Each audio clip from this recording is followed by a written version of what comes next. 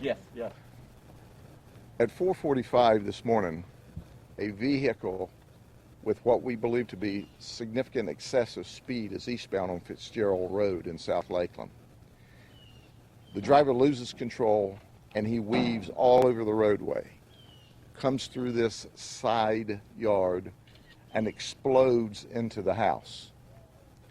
It's important to understand that I personally talked to Wyatt Foles, Reverend Wyatt Foles. He was the minister at Covenant Presbyterian Church for a long time. He told me that he and his wife got up at the usual time and turned the coffee on, and we all identify with this. They were starting their normal morning routine, and he was preparing to go to a Bible study. His wife walked into the guest bedroom, and he said, I wasn't 10 steps behind her when there was this bomb that went off, this total explosion. I had no idea what had occurred until I could finally look through the dust with all the debris around me, and I saw a truck sitting in my kitchen. This vehicle went through the guest bedroom, through the dining area, and into the kitchen.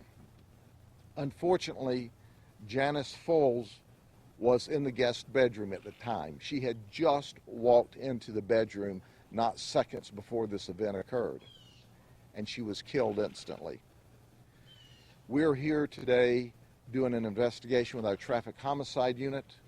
We know that the suspect, who was climbing out of the vehicle, if you can imagine, while Mr. Foles, Reverend Foles, is trying to find his wife, and he's saying, what are you doing here? What happened? He climbs out of the vehicle and he goes outside. He is going to leave. But neighbors have poured out into the community and they go, you're not going anyplace. And he said, I've got to go to my family's house. It's close by. But 3 of the men in the neighborhood stopped him and said, you're not going anyplace until the sheriff's office gets here. And when the sheriff's office arrived, he went someplace to the county jail. We believe he's impaired, he's intoxicated either by alcohol and or drugs. That investigation's underway, and we will present further information to you as the day goes on. Reverend Foles and his wife Janice Foles were married for 53 years. They have beautiful children and grandchildren. And they were doing what all of us did this morning. They got up to start their early morning routine to just live the American lifestyle. And it ended in an instant, in a blink of the eye, in this horrible tragedy. So the investigation's ongoing. You can be sure that we will charge our suspect with everything that the law allows. His name is Ryan Talent. He's from Plant City. He's 24 years of age. And this is not the first time that there's been problems with Ryan Talent. We are sorting out his criminal history at this moment.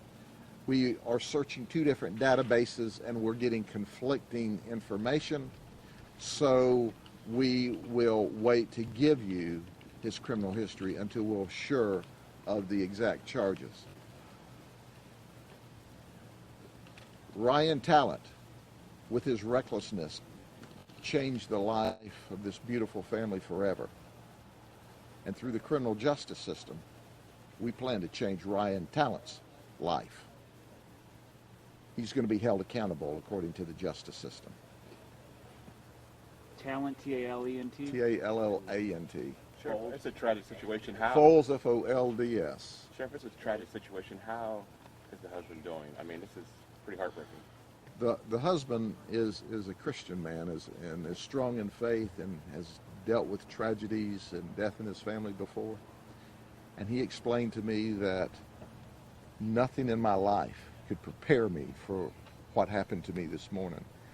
And he said, as he explained to me, he said, we were doing our normal morning wake up, turn the coffee on, grab the newspaper routine when there was an explosion in our house. And when the dust settled, there is a truck in my kitchen. He said, I was 10 steps behind her. And if I had have been a second or two later, I would have been there with her. Can you explain, I mean, the room we see right here, what room is that? That is the guest room. And you will be able to see where the bed sets north and south in the room. And the truck came through from west to east, ran totally through the bedroom, through the dining room, and into the kitchen. It is deep in the house. Be that deep, Sheriff. That had to be excessive speed coming down. It had to be horrific speed, because he started losing control, we estimate, and our detectives will have the detailed information in a few hours. He started losing control 400 or 500 feet down the road. We see evidence and marks, and you'll be able to see by the cones where he was swerving on the roadway, cut through the neighbor's yard, went up and over a berm here, and crashed into the family room. And then the story he told us was just absolutely unbelievable. I was only doing 40 miles an hour, he said. Well, he might have been doing 40 miles an hour when he finally hit the house, but his speed was significant, and we will work through that with our traffic reconstructionist. What is he locked up on right now? He will be charged with DUI manslaughter today. We are working through, he would not give us a blood draw, so we had to execute a search warrant for his blood. We gave him field sobriety tests, which he miserably failed. So the homicide detectives are working the case, our traffic homicide detectives, and they're simply the very best in the business. They will dot the I's, they'll cross the T's, so we can answer the questions for the family, and we're sure going to hold talent responsible for his horrific actions, where what he wanted was this lady with his truck, who was simply in her own house in her guest bedroom. Do your detectives have any idea where he might have been before this crash? That will be part of the investigation. Oddly, would you crash into? We will look at his not only criminal history, but his traffic history. We'll look at where he was in the hours leading up. You got to understand, when you are apparently intoxicated or impaired at 4:45 in the morning, you've had a long night. What do you make of somebody who does something like this? I'm angry. I'm angry beyond words, because as adults, we're supposed to be responsible when we operate motor vehicles. And traffic crashes on the road are horrific. And deaths from traffic crashes are more horrific. But when you run your truck through somebody's home, their sanctuary, you've murdered them with a truck. You're going to hold you accountable according to law. Clear, you mentioned direction of the bed. Was she actually in the bed, or she? Still on investigation. She was in the bedroom, and Reverend Foss told me I was 10 steps on the way to the kitchen.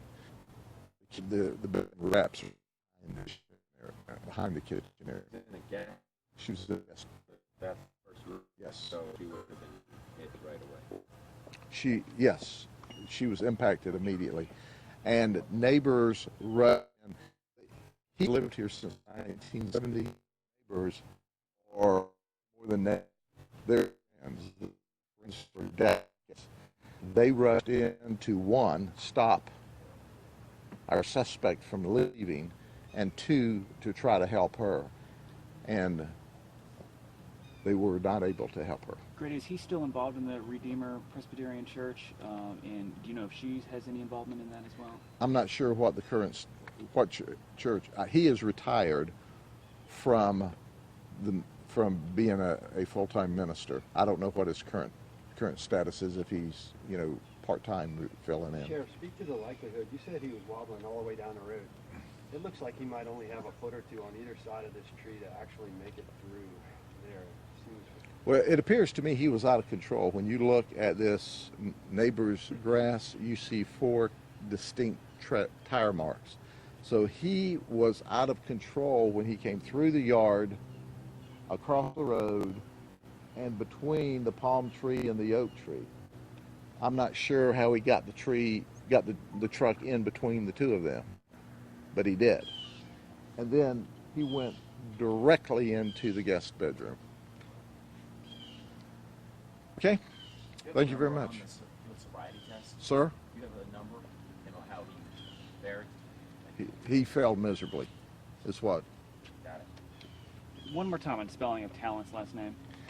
Tallant, Ryan Tallant.